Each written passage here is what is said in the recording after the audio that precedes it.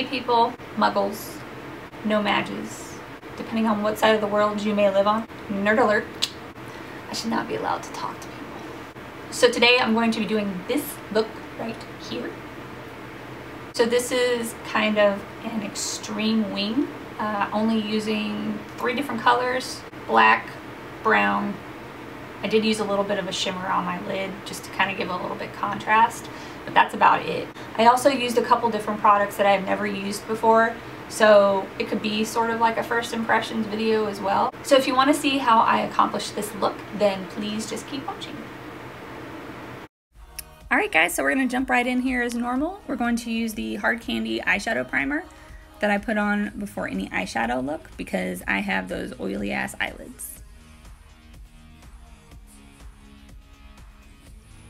Next, as always, we're going to set that eyeshadow primer with a neutral shadow like this color. I'm using the Becca Ombre Rouge palette, but any color like this will do.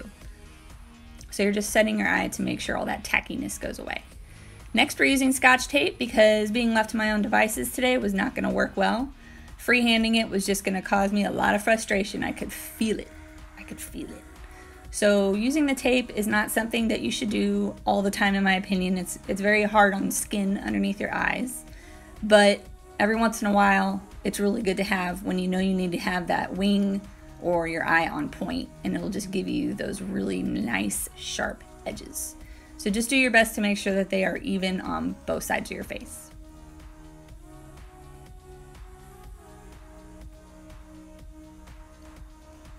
Very, very sexy. First, we're going in with the Maybelline Gel Eyeliner, and we're using an angled brush. I don't have a number for this, but any angled eyeliner type brush will do. And for now, we're just putting the eyeliner on the outer corners for the most part, because you're going to be using other products to buff this out. But we just want to get that base on there in the general area, just to get us started. So next I'm going in with Corrupt by Makeup Geek, and I'm going to use a couple different brushes throughout this whole eye look. It depended on what I needed for what stage I was in the eye look. I believe the first one I was using was the Morphe M213 brush. It is not as precise as the shader brush, but it is a good buffing type of brush, and it helps to control where you want things. And then I go back and forth with adding more gel eyeliner where I hadn't before. So then I'm going to go in with Makeup Geek's Cabin Fever just to help buff out that black. I feel like a lot of times if I just do black on my eyes like this, it can get really, really harsh. And so I use something like a light brown or a darker brown, depending on the look I'm going for, to help buff things out and to help soften, make it less severe. And it's not something that you really notice.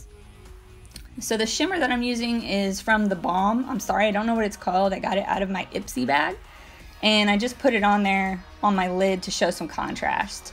However, I didn't film doing that. Sorry. So now we take off the tape, and you see the awesome edge that that thing gave you. It's really awesome. Really awesome.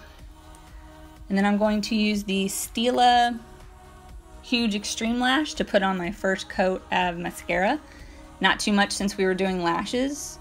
And the lashes that I'm using today are Flutter lashes called Intoxicating. And I used that duo glue that you can get from Walmart to put them on. Again, I waited too long. I should have waited a little longer to let the glue set. Just remember that, and it'll go much easier. So I'm using a different primer. I also got this from my Ipsy bag. It's the MAC Prep and Prime Skin Base Visage. I think I like it. It's very interesting. It feels different once you put it on your face. It seems like this very light cream, but then when you put it all over your face, it kind of transforms into something different, but not bad different. So next we're going in with the Tarte CC cream in light medium that you guys know I always put underneath my under eyes to cancel out those blues and purples because those eye bags are ridiculous. And it's just a step I can't live without now. I think, again, I try to show you the difference between one eye and the other here in a couple minutes. But it's a game changer. It's a game changer for me, and I'm glad I learned about it. So yeah, you can see there. I think you can see differences. And of course, I'm putting that on the other eye, and then I'm going to put it on the brown spots that I have on my forehead from sun damage and hormones. Next, I'm going to try this Becca Ultimate Coverage 24-Hour Foundation. I actually got this as a Sephora, not a points perk, but you put in that code and you can get something that they're offering. A beauty offer, sure, yeah. So I put that on, and I'm using the Real Technique Sponge Dampened.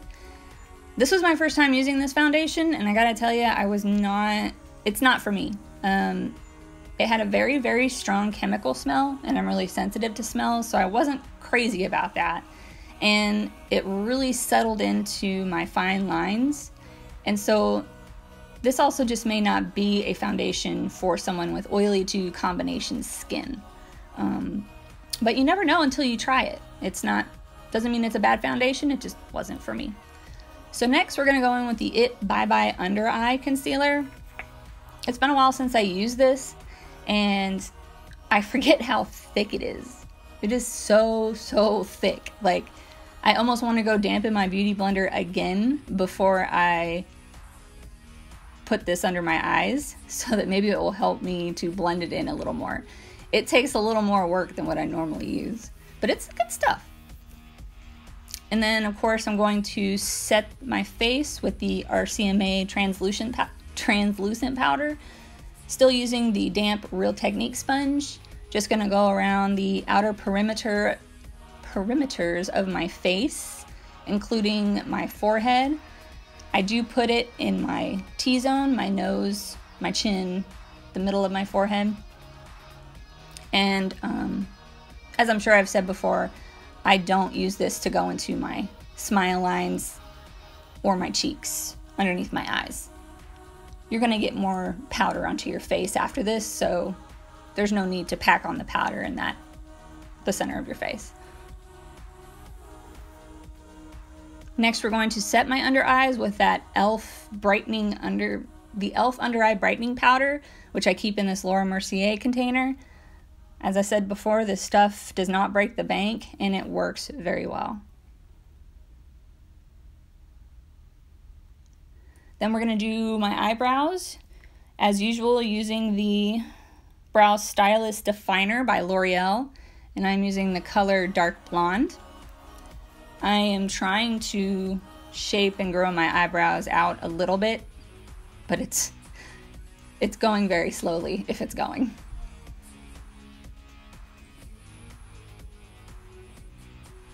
Next, I'm going in with this Tarte High Performance Naturals Amazonian Clay Bronzer. I picked up the wrong one. There's two different kinds, and this is the one that has shimmer in it, and I noticed that before I used it, and I decided to give it a try. And once I was done with my face, I saw all that shimmer, and as someone who creates so much oil on their face, I decided this is not the bronzer for me. So I'm gonna go back to Sephora and exchange it out for the Park Avenue Princess bronzer that I usually use. I just need matte stuff on my face, except for the occasional small amount of highlight. Having that much shimmer on my face is just not gonna look good by the middle, especially the end of the day. But still gave it a try and put it on all the normal places that I put bronzer, and including going down on the neck so we don't get the floating head. And then I like to go down on my chest, and I like to go down on my shoulders as well. It just depends on what I'm wearing and how much will be showing from what I'm wearing that decides on where I put bronzer. And when I do that, I like to use the Morphe E41 brush, that giant brush, just covers more area. And the brush I was using for my bronzer before was the Morphe E53 brush. This is another product from my Ipsy bag, and it's called Kaleido Cosmetics, I believe. And again, this also has shimmer in it, but I decided to give it a chance. it was just way too much shimmer for me. I don't know if I could use this with a matte bronzer and be okay. I'll try that next time. So now we're going to finish the eyes. And we're going in to start with getting that bottom portion of the eye done. And I'm using the angled brush that I used in the beginning just to get it on the outer corners. So now I'm going in with that Marc Jacobs Blacquer Highliner, and I'm putting that in the waterline now because I kind of want to buff it out with that black eyeshadow from Makeup Geek called Corrupt. And I am using this flat edge brush to buff this into my under eye and kind of drag that eyeliner down with it a little bit. And this is the other little brush that I'm waving around so you can't even see it. It's that Morphe M213 brush. Again, it's a really good brush for buffing, but it's not so thick that things get away from me. It's a good little tool to have. And I go back and forth from that brush to the Morphe M321 brush for buffing and putting on product. To buff it out all in the end, I still use my Morphe E16 brush. But as you can see, we're going in with the brown, using that Morphe E18 brush, just to soften all the edges and make sure that everything comes together. And then I went in with some concealer and a flat edge brush, because I did feel that some of that shadow got away from me and it sort of changed the look of my eye. So if you make a mistake like that, using concealer is a really good tip to correct your mistakes if you already have your makeup on and you don't want to mess up your face by getting rid of the mistakes that you did. And it's a very, very useful trick, and I use it a lot. I use it a lot when I'm doing eyeliner. And then just going back in there after the concealer to straighten up that edge. So now I'm going into the Morphe Jaclyn Hill palette, and I'm using the colors in Light and Beam in my brow bone and my inner corners. These are my favorite highlights now for my inner corners and my brow bone. Like, nothing that I have beats it. They're good. Then I'm going to put on mascara in the bottom lashes using that Stila mascara again. And then I'm going to set these brows with the NYX Control Freak Eyebrow Gel.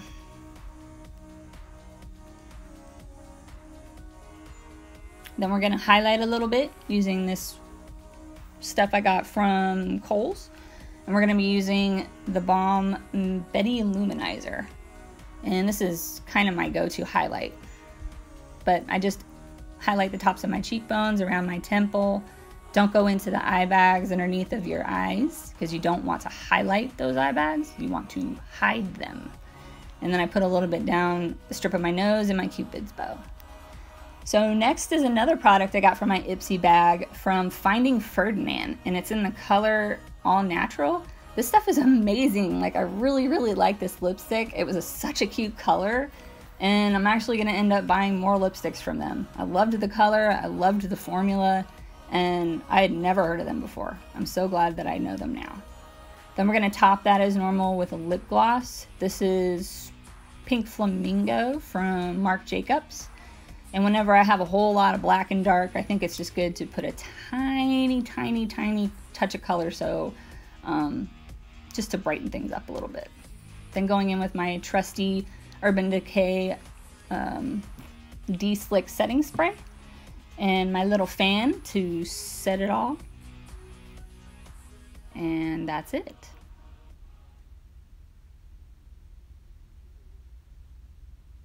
So here's the final look, you guys. I really appreciate you coming or coming back. I hope that this tutorial helped you. I know a lot of people struggle with cat eyes, and I am one of those people. And I hope that you learned some tricks to kind of help you figure out an easier way to do it on yourself or on somebody else. So if you liked this tutorial, just go ahead and give it a thumbs up for me. Go ahead and subscribe. I'm describing you this channel. And I will see you next time. Thanks, guys.